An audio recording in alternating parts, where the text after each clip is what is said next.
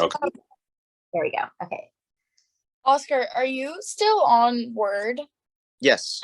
Okay. Do you want to copy and paste what you have right now into the Google Doc that I shared with you?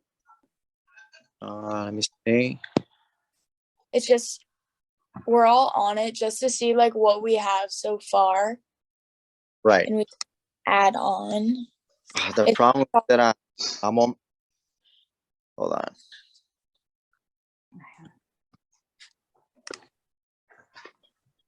And if you can't copy and paste it onto Word, and just It's just that I'm on my phone with Zoom, but my answers are on my computer. Okay. I'm gonna give you before we after we end, I'm gonna send right away all the questions and answers. Okay. And Okay.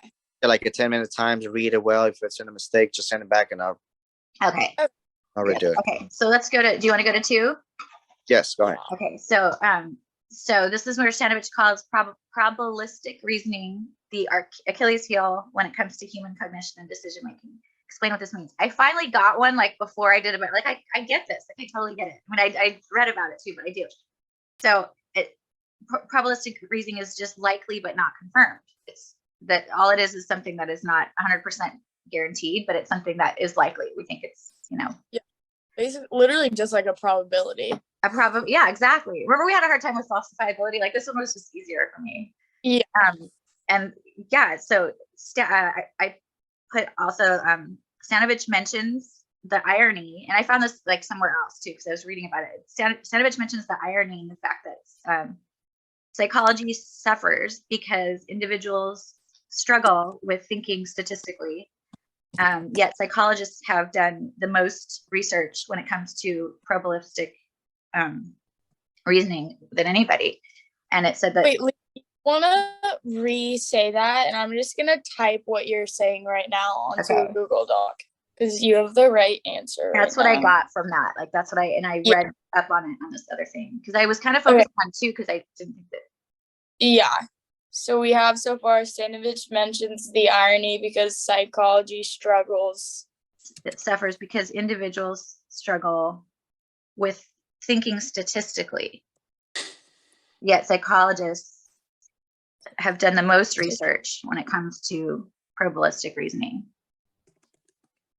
And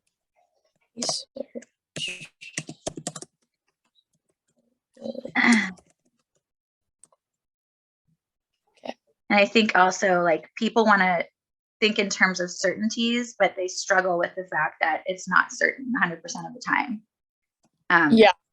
Despite psychology being just as much of a science as, say, like the medical field and other things, it's not 100% all the time, even though it is still considered, this such a science. And yeah, so that makes sense. I get it. Like, that's the irony. Like, his Achilles heel is the irony in that it's not 100%, but it's studied just as much as anything else. The context of healthcare. So I thought this was fascinating because, like, so, like, if is a geneticist, like, if they predict an earthquake, they can back it up with, statistics, and they can say all that. Just like if, geneticists are the ones that do cancer, right? That look at cancer. They can say, like, if you have unhealthy eating or unhealthy habits, you're going to get cancer.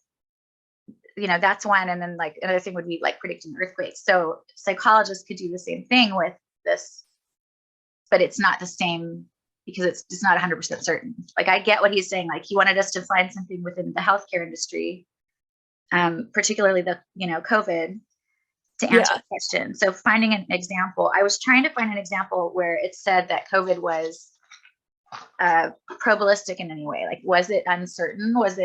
It was uncertain, right? I mean, obviously, but since it was discovered, it wasn't a probability that it was going to be extended all around the countries. Right? Yeah, everything about it was. It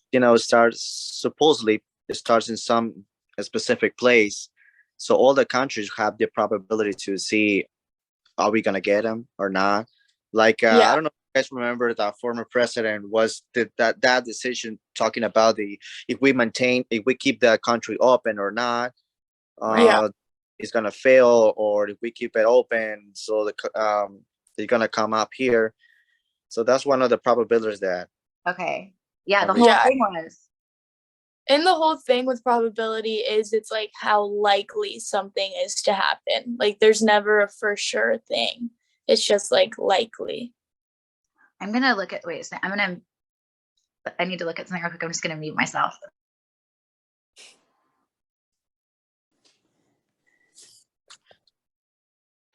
Achilles heel. I remember that story. So the Achilles, you guys know that story? Achilles heel. Some kind of like a Greek when he was Oh yeah. trying to I forgot this. Yeah, trying to like put it on the water, but because he was holding on by the heel, the whole body that was in the water became like a god, like a god part, except the heel, because that's where the mount grabbed. Because he was so amazing and powerful, right? And that was like one part. That was his strength and also his weakness. Yeah, I remember that. That's funny.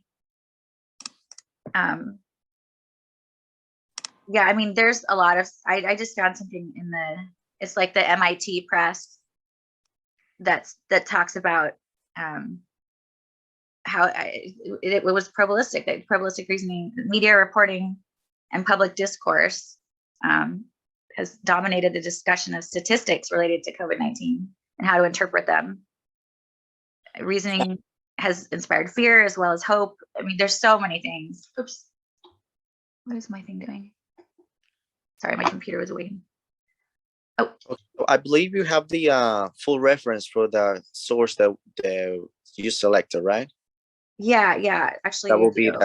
Because I know he wants. Yes. So it's like, yeah, I do have that. I'll send it to you because I also have the Stanovich chapter, but then I've got the thing that talks about. Okay, so I think we can jump to the last question. Okay. Okay. Oh yeah. So just add this to the thing. Okay. Add it to Google Docs. So this bias, distorted thinking of decisions making contained in the example you select. So the example we're choosing is the COVID thing? Yeah. Okay, cool. But he said to use COVID as an example. So does he want another example or? I think we have to keep talking about the COVID. Okay. Yeah. That's fine. Yeah, no, I think that's a great one. So when we have to include about bias, or our personal beliefs, one of the things that come to my mind is when that decision to wear a mask or not was so kind of into a personal decision, because like for example in the hospital, the surgical area we had to use the mask, but what about when you're eating or when you're trying to go outside or when you're trying to talk to people? That's what something like everyone was trying. When you step into a restaurant, like I remember during COVID, like you would have to wear a mask to walk in, and then right when you walk in you could take it off, and it was like, how does that help at all? Right. That was something that I never understand, like how's that either. My parents own a restaurant downtown that's been there for like 37 years, so it was like a big deal. They had to like open the back, and it's the Palace. It's like that Cajun place, the Palace. So when the Palace was like, they had. Okay. Oh, have you been there? It's good, huh? It's a good place. We're a Southern family.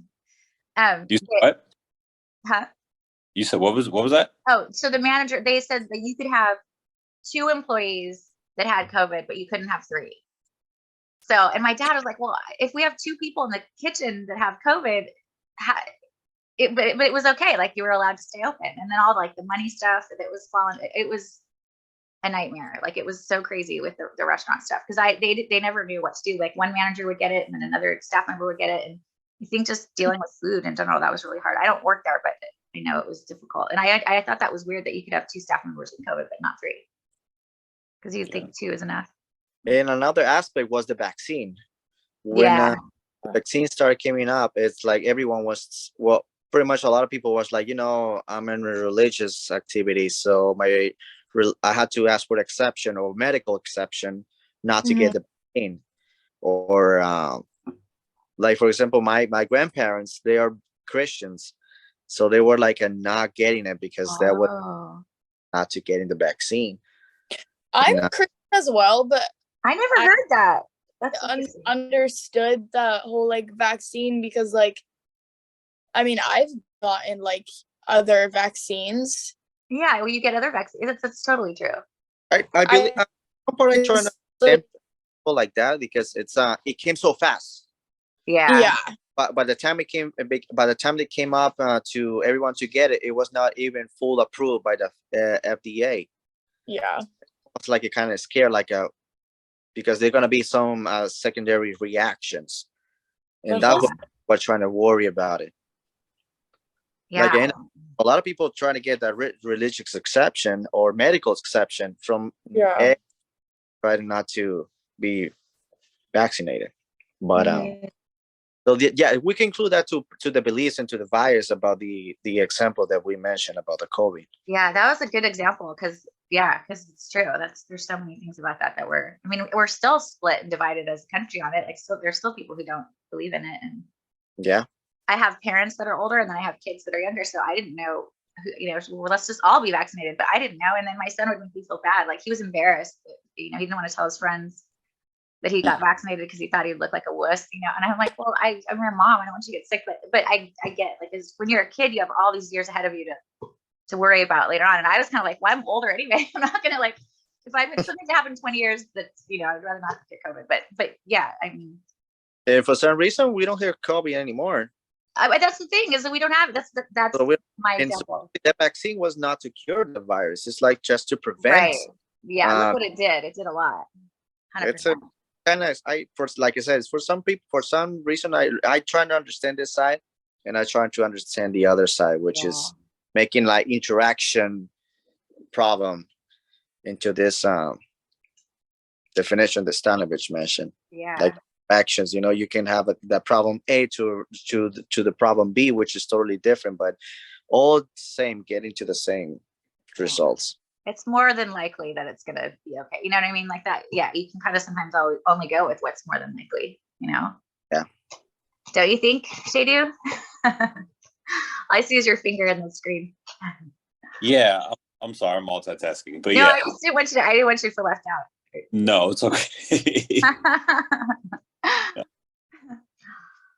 And I think this whole thing just goes back to like probability, Yeah. It's more than likely that the vaccine's a good example. It's probably fine, but do we know for sure? No. Yeah.